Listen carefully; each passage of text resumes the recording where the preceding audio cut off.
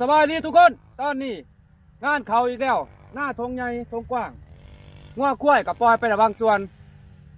ผูกแม่ปล่อยลูกใจเย็นเด้อพี่น้องเด้อเย็นฝ่าปล่อยตอนนี้นี่หน้ายังหลายทงอยู่ใจเย็น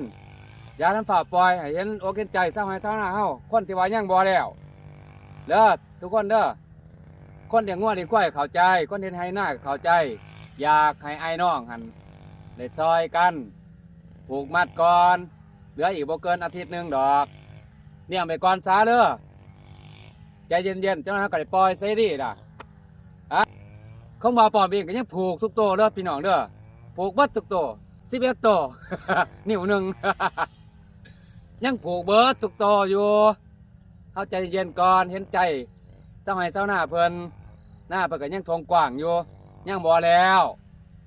ขอบใจได้ที่ทางพระวานเพื่อกระปากาดไปวังเสาร์นี่บ่ายันฝ่าปล่อยงัวปล่อยกล้วยเด้อพี่น้องเพิ่นบ่าทุกคนก็คงสิได้ยินนำกันเนาะจะได้กะยาผูกมัดไปก่อนช่วงนี้ยันฝ่าปล่อยพอให้หน้าตะกะเฮาก็ยังบ่ทันเสร็จสมบูรณ์ให้รออีกประมาณอาทิตย์หนึ่งก็คงสิแล้วเด้อทุกคนเด้อขอบใจหลายๆที่ผูกมัดให้